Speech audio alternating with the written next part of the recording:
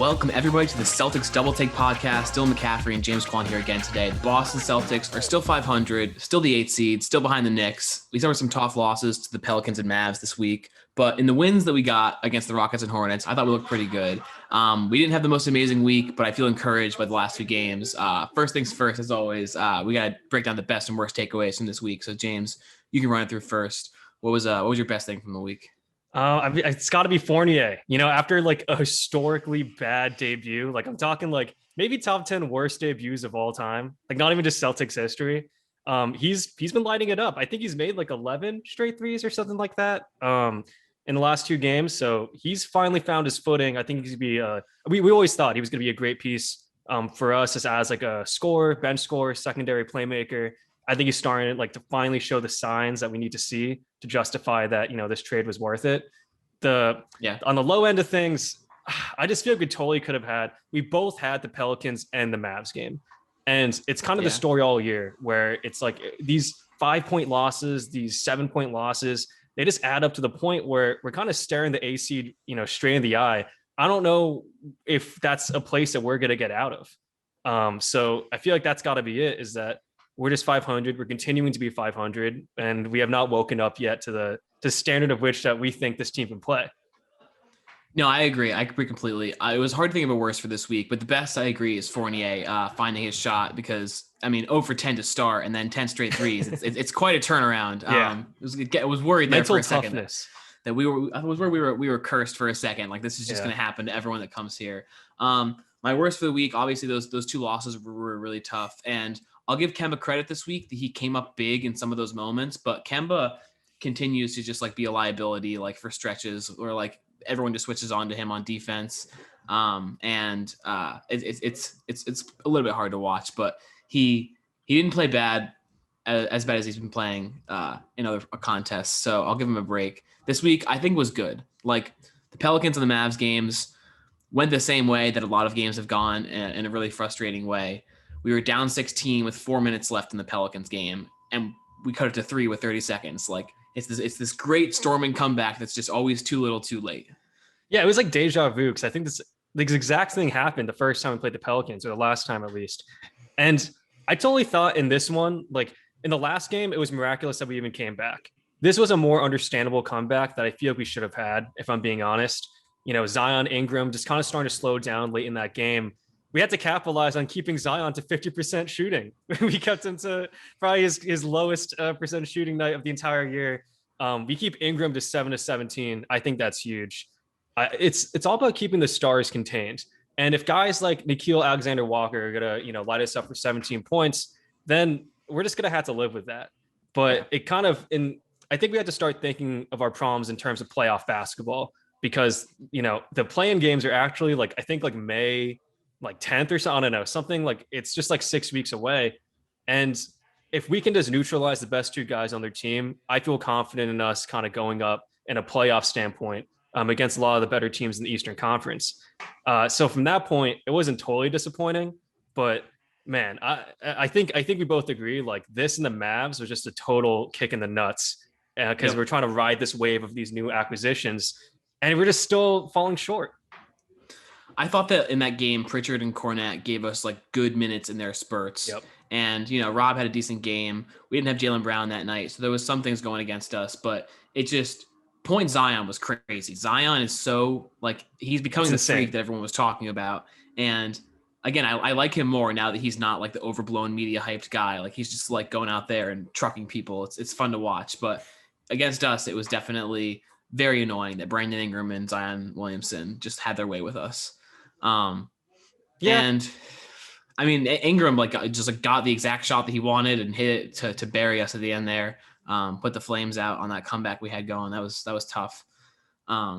It's interesting being back at the Garden with fans. You can hear them a little bit, and I think that it does help the players out for stretches. For sure. And I think that this game, opening the doors of TD Garden so that people can watch Zion is it's kind of fitting. I'm just going to say it though. This Pelicans team, in my opinion, is the worst coach team in the entire league. And there's not one person who will watch the Pelicans and not be jumping out of their seats saying, just give the ball to Zion. For some reason, Ingram, he does hit the big shot. You're right. But for some reason, Ingram continues to think that this is his team, that he's like the guy, he's going to be the franchise guy. When in reality, if they had to make a trade tomorrow, Ingram is getting shipped out to Sacramento or something. So it's kind of weird. They're giving him the ball more. The point Zion is more of a thing, but why not fully commit? At this point, you're trying to fight for this this play-in game. I feel like I don't know what Stan Van Gundy is really doing. It's took him a while to kind of figure out his point guard's situation, and I guess shipping off JJ Redick and then just having Zion be the guy is the answer that's so blatantly obvious. Yeah, I didn't think at this point in his career Zion would be capable of being a guard and like running up the floor like this. Yeah. But I mean, it's like when you give the ball to Derrick Henry every down. Like eventually, you gotta just like give the ball to your best guy and let him run through people. But that game and the Mavericks game both were like more of the same from the season. Like we've been saying, in the Mavericks game, we're down 17 to start the fourth, and with 16 seconds left, it's a 2-point game. So again, it's like fighting, clawing right till the end, and then just falling just short. This game is rigged. We missed Rob Williams bad. Yeah, Luka. Yeah, Luka games are so frustrating just because Luka is so good, and it always just seems that like he just can put us away at the end. At least this year. I mean, it's hard. But yeah, no Rob Williams that night, and it was like obvious that we needed him badly. Mo, Wagner, Cornette, and Grant all combined for 7 minutes, and those were our 7 rebounds, and those were the bigs that got all of our minutes. So huge hole in our team when Rob didn't play. Still no Tristan Thompson. Well, yeah, I mean Tristan Thompson at this point is a complete afterthought, but Rob will. I mean, let's touch upon that, and we can talk about more in the Rockets and Hornets games how much of a dominant force he was and how good of a passer he is, but I just think that you're right. This is like a total Rob Will, like we're calling out to him. Where are you? We need you. To me, it reminds me a lot of the Drew Bledsoe thing with Tom, in the sense that like our friends, a lot of people were upset saying that Tice leaving was going to make us worse and that he was a worse player, whatnot. Sometimes like you got to have a better, quote unquote, better player get out of the way to have somebody thrive. And I feel like that's what's happening with Rob Will, to the point that we're looking at this Mavs game and we're just like, we kind of can't win without him, because his like 13 and 9 is more impactful than Tice ever was. And people will look at like Drew Bledsoe and say like, the guy is the number 1 pick. He's amazing. What are you talking about? How could we be better without this guy? That doesn't make any sense. No, it's because who gets the opportunity. And guess what? Let me tell you something. The same things that happened to Payne Pritchard when Kemba gets shipped out of town or bought out. It's the same deal. You could say like it's ridiculous that how could we be better without Kemba? How could we be better without Daniel Tice? It's just who steps up. And you saw in this game who deserved more shots. He was absent. It was Pritchard getting 16 measly minutes, and it was the absence of Rob Will. Yeah. Kemba still looks like a psychopath every game when he's just like laughing and clapping after every mistake. I think he's going nuts. Yeah, it's like the Joker. He's insane.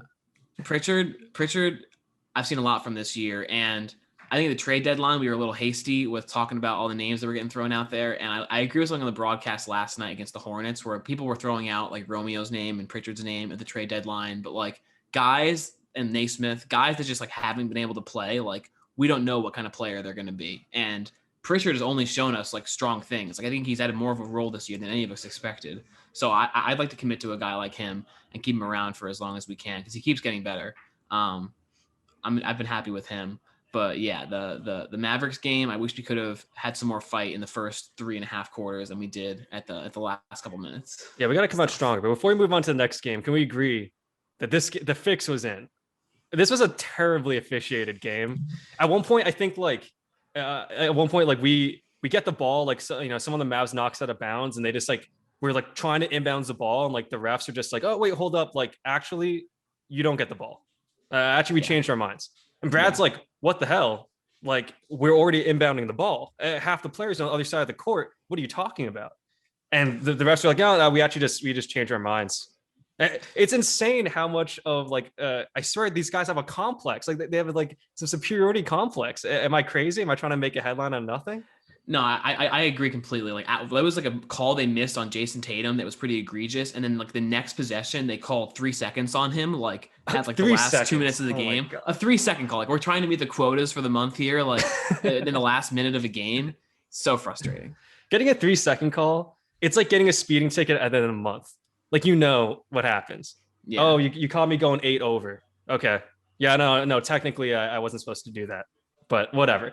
The Rockets game, a lot more promising signs. And I know that, like, for a second there, the game looked kind of weird, but this is a team we just have to beat, and we beat him. And I think that just this season, it means something. I wish we could play the Rockets every night. It's been amazing. Every time this year, it's like our therapy games. Every time that we're just so frustrated, it's like, let's play the Rockets and let's just beat the shit out of someone. It was fun. Robert Williams, 20 points, career high, 9 of 9. Like, this guy has, like, not even a joke, has the potential to have the highest field goal percentage in NBA history. And, like, he's getting starting minutes now, and he's still shooting just like 70, 80% consistently. I think you buried the lead. 20, on 9 of 9 shooting, but 9 rebounds, 8 assists. Yep, 8 assists. He's getting better at dishing it for sure. Like, he's got some vision and can make passes better than he could a year ago. A lot of improvement from him. That was the Rockets game was, we didn't need Kemba or Smart, anyone else to go off. When Tatum gets 26, Brown gets 22, and Robert Williams doesn't miss a shot, it was enough to bury them. Totally. Robert Williams too, like, you're talking about field goal percentage. If he's catching lobs, like, if the lob hits his hands, he's probably going to dunk it. If the ball gets broken up or whatever, it's not a missed field goal. So he's got, it helps him out that he's just like catching lobs, and it's every single time 1, 2, 3, 4. You're just adding to the stat sheet. Rob Will could have been a tight end, man. Those hands are soft. He catches everything. Probably one of the best players off the lob right now. And I know that we're being biased because he's on the Celtics, but I think that's great. The only thing that was sad about this game was seeing Avery Bradley like toil on the Rockets, and just about like 4 years out from him being like this big surprise player, kind of similar to what Pritchard is for us now. And he's just, he has a good game, but he's just on this useless team playing a useless role. And that was sad. We got some taco minutes at the end as well, which is always just like a treat. The taco minutes, it's the sign of a job well done. And I don't know. I wish Carson was getting more time in games like this and in games in general, but it's hard to complain about a nice blowout win. Yeah, it's hard to complain, but it's kind of this bittersweet thing of, like, you're right. It's this whole season has just been losing games that we shouldn't have in close situations, and then getting these kind of empty wins. I'd like to see us beat more teams, like some more playoff caliber teams, in a more consistent fashion. The Hornets was kind of more the same. I would argue that the Hornets, with all the injuries they've had, how much better are they than the Rockets? Just like, it just looks like a bunch of guards kind of being thrown out there. And I want to say before you go in, because I know you said some good things about Kemba early in this game, like when the Hornets go up like 9, I believe, they just went after Kemba. Like, it was just Miles Bridges on Kemba, Devontae Graham on Kemba, Terry Rozier posted on Kemba. They were abusing Kemba in this game. Like, Kemba got just torched. I know it's not going to show up in the stat sheet that he had this like monstrosity of a game, but oh my gosh, like, he's such a defensive liability. It hurts. It really does. It begins to show more in every game because teams know now. Like the whole offense is based around just switching and getting Kemba in there because he can't stay in front of a guy. It's really is discouraging. But yeah, the Hornets, again, this is another game where you're like, wow, our offense really moves the ball well. We play great team defense. Like, we have control of this game. But you look at the other side, and there's no LaMelo and there's no Hayward, and they've had a tough break. No Malik Monk. Yeah. So we were playing like Terry puts up 20, but he's the only one out there that's like doing anything. So it's a win against a bad team. But that being said, Fournier goes 5 of 9 for 17 points. Rob had 16 and 8. We did play like suffocating defense, and we had genuinely good ball movement. When Fournier's hitting shots, like Jaylen Brown, looks hyped out there. Like, I'm gonna pass to this guy and he's gonna make the shot. Like, this has not happened this year. So I think that Fournier is fitting in to be a really good piece for sure. Yeah, I can't believe it took us this long to bring this up. Romeo Langford. Can we talk about that? He exists. He lives. He's actually real. Who would have known? I couldn't believe it when he checked in. Like, I don't know. I thought that Danny Ainge had just lost that first round pick, just fell out of his pocket, getting out of his car. And he just named some random player that didn't exist that we supposedly got, because I had not seen this man play basketball. And I'm going to tell you what, 12 little minutes, but hey, that block, I believe that was on Bridges, and his speed and the fact that he hit his first shot coming out of the gates, which is his first shot in 3 years. it's, you know, like I'm not gonna try to get too ahead of myself, but he didn't seem like a bum, and he seemed like he was at least like an athletic guy, an athletic wing. Is this a guy who's just gonna get in the way of Pritchard? Is this gonna get in the way of other players that we're trying to develop that we haven't given up on yet? It's possible, but just to see him play basketball, I mean, he was our first round pick. Like, it just feels good to see that this man exists, that he's not just made out of paper mache. Yeah, that was very encouraging. He's like, I think, known to be a good defender. Like, I think we established that in the playoffs, that like he can play some pretty good defense, and that block was a great example of like, come out of 20 years he hasn't played on the field or played on the court, and he comes out in the court and he makes a nice block at the rim. Like, he was at a disadvantage there. And so yeah, I'm really happy with that, and I'm happy to see like another guy that we're gonna get to see play some spurts. Like, I'd rather have him playing spurts than, you know, Tremont Waters or Aaron Naismith or these guys that are just been disappointing. Been talking about him forever, and whether he plays well enough to be a trade piece or plays well enough to be in the rotation, we just have been hoping and expecting that he was going to be something for us. So hopefully he is. When this G League comes back next year, and we're gonna have the best G League team. We really are. Watch out for the main red claws. And I know this is gonna sound like total Celtics fan conspiracy theory BS excuse, but I legitimately think the lack of G League for us this year has actually translated in losses. Like the shuffling around, the who are we playing? We got 15 guys. Like, what are we gonna do? Having the G League just ascends like 4 guys down and is establishing some kind of consistency, some order, so that Brad can get his head on straight. I don't know. I just think it would have helped us a lot. I think it would have put some, like, it does establish some kind of order in a crazy season that makes no sense, that you're trying to manage your roster. In that kind of sense, you know, Danny Ainge didn't get the easiest year to try to assemble a super team. No, definitely not. And there's also some pretty steep competition in the league as well. So this year, I'm really happy with the way we've seen this team play, and I think that we can make a move to move up in the standings. But you know, we're going to have to be a much better team than this to you know, move past the first couple rounds. Yeah, well, in the next coming games, I think we actually get a pretty good gauge of where we are, because we play Philadelphia and then we play the Knicks. Minnesota is a throwaway game, but then Denver and Portland. I don't want to get too far ahead of myself, but these are a row of games that kind of really are identity securing like games for us. So it'll be interesting. A nice mix of like some games that like would be really great to win, some games that like we should win, and games that like the Wolves like we just have to win. For sure. Before we get into the upcoming, I want to talk about just like where we sit in the East right now, because we're the 8th seed, which is not comfortable, and the 4 through 8 seeds are all a game apart. Like, we're all right on top of each other. So it really would just take a win streak to get us ahead to the 4 seed. Right now, we're 1 game behind Atlanta, 1 game behind Miami, half a game behind the Hornets, and tied with the Knicks. So just going through this, we'll start with the Knicks. Do we feel like we're better than the Knicks after this trade deadline and what we see from this team? Oh, with no question. The Knicks, they've been playing better than us, but from a talent standpoint, and who are you going to bet to get hot going into the playoffs? Who are you going to bet to like kind of put together? It's a no-brainer.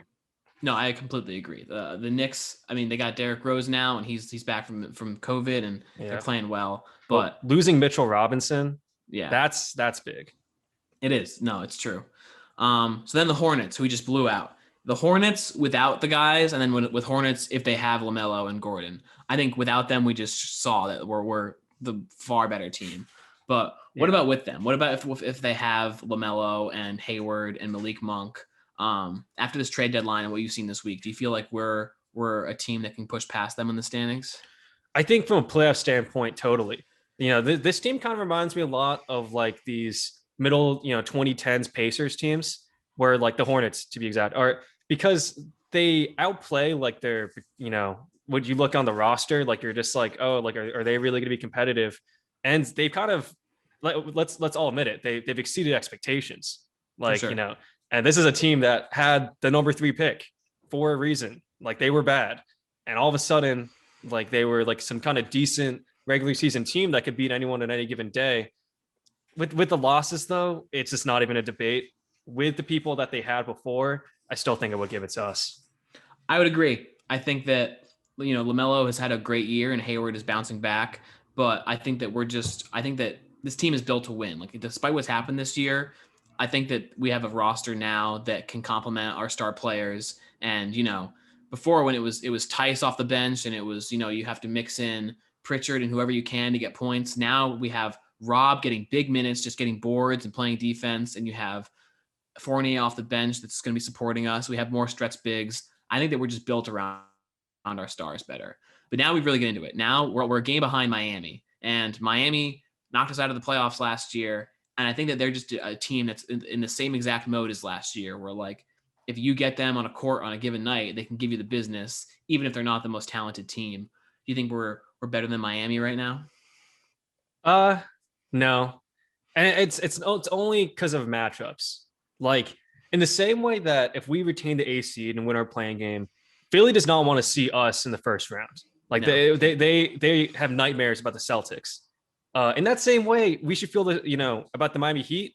We don't want to face this team. Like I think because they're like the anti-Celtics. Like their pieces actually fit together really well, but they exceed expectations past their roster. Just you're looking at it in a black and white situation, you would think that they, them being like a 4 seed, or even when they're kind of disappointing in the beginning of the year, that would make more sense. They just play so well together that like it's just the exact kind of team that beats us all the time. Like that just can outplay us, out basketball us, out chemistry us. It's way more about matchups than it is about actual talent, because I do think we're more talented than them. No, I still agree that we're more talented than them, but I am also still having nightmares about Bam Adebayo blocking Jason Tatum. Yeah. Mm-hmm. So yeah, they're a team that can just catch fire and rally, and their mentality and their locker room is great. And that's just definitely a weak point for us, that they definitely have our number in that sense. I think in the regular season, I think we're a better team than them, like in regular season games, but in a playoff series, they've proven that they are not to be tested. Well, let me ask you a question before we move on to like stuff around the league. Who do you think is the best Eastern Conference team that we could beat in the playoffs as of right now? I think we could beat the Sixers in a 7-game series. So you're going all the way up to number one. I don't know if we could beat the Nets or the Bucks, but I think we could beat the Sixers. Really? Because this is what I think. I think that this year's Sixers team with the revenge tour with Embiid, I don't know who we have to match up against Embiid. Whereas Milwaukee, we've kind of shown that we can contain Giannis. And in some kind of way, I feel like we have his number. I just think that if they're relying on Drew Holiday and Chris Middleton to kind of step up, that's a series I think goes 7 games and that we could win. Brooklyn, we're not, man, on paper, no one's beating that team in the Eastern Conference. But Philly to me is interesting. I think that they have this weird mental block with us. I think that we totally go in with a lot of confidence if we do match up against them. And I think that they are afraid to play us. But dude, Embiid full strength, full health in the playoffs is not something that we're going to be able to contain, unfortunately. So that's the only thing. I would hate their Celtics curse to be broken this year. Like if we do match up with the guy, we have to beat them. We have to beat them to retain that crown. Absolutely. I just think that we always have had their number, and I think that they bring out the best in us. So that's why I would give us that hope there. Yep. But there's one more team, the Hawks. The Hawks got a little better at the deadline, and they've beaten us a couple times this year, so it's hard to say. I still think this is my thing. In the regular season, they've been playing better than us, but I think 7 games, we definitely beat the Hawks. The Hawks are like, there's this guy that you play in pickup, and he seems to catch you always at your worst moments. Like when you haven't shot around for like 4 months and you play him. Like that's to me like the Hawks. I mean, they caught us at such a bad time that who's to say what those games really even meant. And they have some guys stepping up. I think Gallinari like has been like more of himself. He lit us up in like I believe the 3rd game that we played against him. But it's a joke. It's a joke to think that we're not better than the Hawks. It's an absolute joke to think that this is in any way a team built for the playoffs.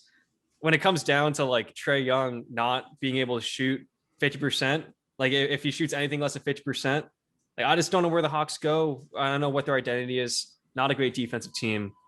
I don't know. I don't know if I'm writing them off. I don't know if Atlanta is up in arms about someone saying that, but like I just feel like I'm not being too cocky when I say that this is just a complete nothing season from them. Who cares if they get the 5th seed or the 6th seed? They traded Rondo away, so that was like, I was confused when they brought that piece in, and now that hopefully will clear up some space for them to get guys that make more sense. Yeah, they get the best playoff player ever, Lou Williams. Yep. He's back home in Atlanta. I mean, he's not bad. I definitely think he makes more sense for them than Rondo did. Yeah, but he is probably, relative to his skill, the worst playoff performer of all time. But anyways, some good news. Let's move on to some good news this week. Some extremely good news this week. The best news of the year possibly is that the King in the Fourth is back. Getting a 10-day on the Pelicans. I'm so excited. He's going to play tomorrow night, and I can't wait to watch him. It's been so long. I'm curious, what do you think his role on the team is? How do you see him interacting with other players? And do you, from deep in your heart, think that he is going to stick around? I think that they only have 3 guards right now because of injuries. Hart and I forget the other guy that are out. LaMelo Ball or Lonzo Ball hit like 8 threes last night, so I think that he has a solidified place on that team. So I would love for IT to get to come in and take all the shots, but Zion's running point, and they have all these other guards that I don't necessarily see that. But I hope they give him a chance. Just like give him 20 plus minutes and give him like 8 or 9 shots, and he'll put up points for you. And I'm hoping that he will just be like a spark plug for them and can get them points where they need them. And I'm hopeful that if he's able to just like be one of the better players on the floor when he's on the floor, then he'll get that contract for the rest of the year. And that'll be a springboard for his role on this team and his role on other teams. Because again, when he came to us, he was coming off the bench and he earned his way to a starting spot. So I think that if he's given the opportunity to be like a role, like a player on this team, I think that he will earn that opportunity, or he won't. I think it's a test of like, does he still have it? And I'm really excited to see. I'm just excited to see him play, and I'm so happy he made it back to the league. I think the best argument you can make for IT is that the high screen system that he ran in Boston with Zion, with him playing how good we think he can play, that's pretty much unstoppable. Like, you can't step out on IT. Zion will destroy you. You can't not step out on IT if he's knocking down shots.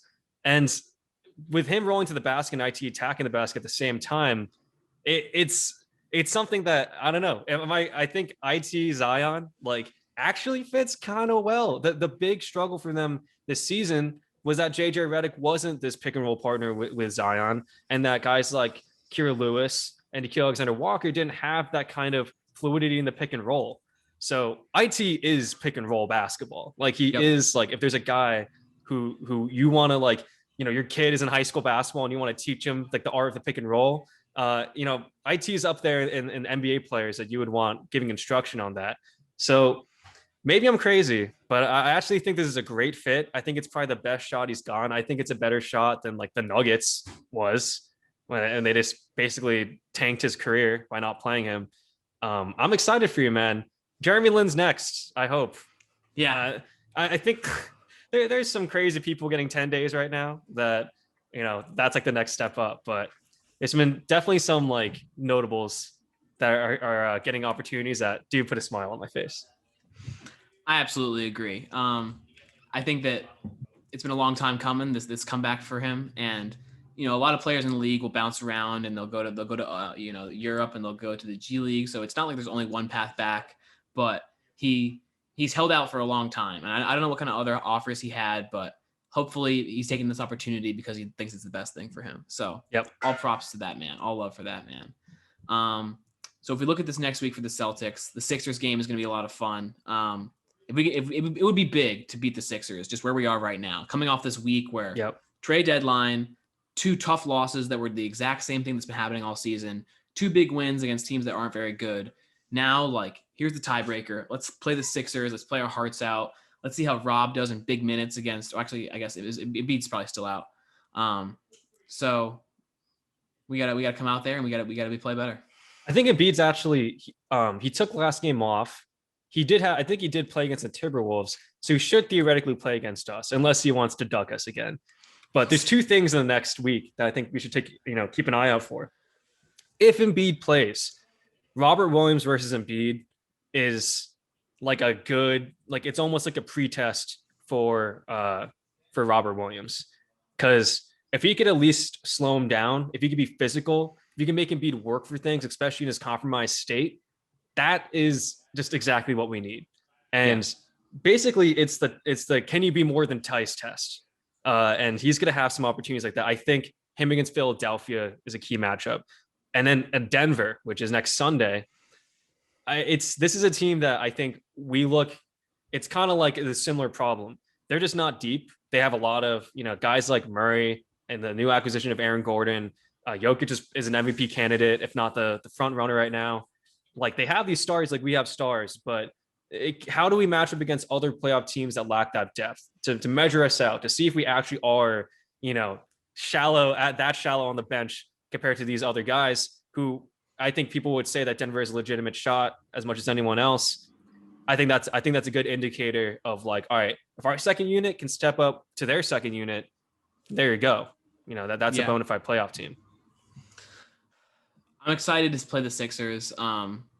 I completely agree that these tests, we need to start coming now, and it's going to be playing them at home after like a stretch of home games that we're getting comfortable. So I think that we have an opportunity to go out and play them really well. And if we get the confidence to beat the 1 seed and beat playoff teams, then hopefully that can take us a long way. Yep.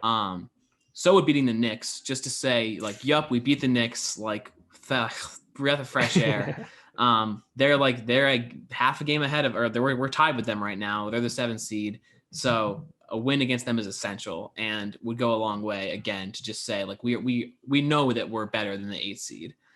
Timberwolves is just a game that we need to win. I'm hoping it's another Rockets or Hornets game. You can't sleep on any team, but the Timberwolves shouldn't give us any problems. The Nuggets are playing really, really well. Aaron Gordon has been a great addition for them, and that'll probably be our toughest game other than the Sixers this next week. But we usually come out and play our best against those guys. I know that we've had a lot of epic battles between like Jokic and Tatum and Brown. Yep. I'm feeling confident. Definitely. And we might be playing the Blazers before our next show. We'll see. The Blazers, I love their new 5 guys they've got to go into this playoff stretch. Hopefully we have enough to handle them, but they're a really fun team to watch no matter what happens. Totally. I'm Norman Powell. I mean, like, probably the most underrated move the entire trade deadline. Great 2-way player. Portland, I don't know if a team like the Clippers wants to play Portland in the first round. Absolutely. Yeah. But that's a different topic for a different show. Definitely. So this has been, I'd say this was a good week. And I'd say that we're looking at this next week of games. Like this team is getting more gelled into each other, these new guys. So this is going to be a big test if these new guys can figure out something that the old guys couldn't. I'm really excited for it. That is going to do it for us this week on Double Take Celtics. You can subscribe on iTunes at Celtics Double Take, or go find Double Take on YouTube. For extra credit, follow at the Double Take Show on Instagram. James, you got any last words today? Guys, Bo Sox, swept by the Orioles. We need true warriors out there. We need the real fans to go into Fenway. We gotta take this Boston team. Say maybe the Celtics are going to be a little disappointing. A new hope. One of the Boston teams has to represent. We need to get fans back in there and get some life back into these stadiums and these teams. All right, we love it. Go Celtics. We'll see you next week.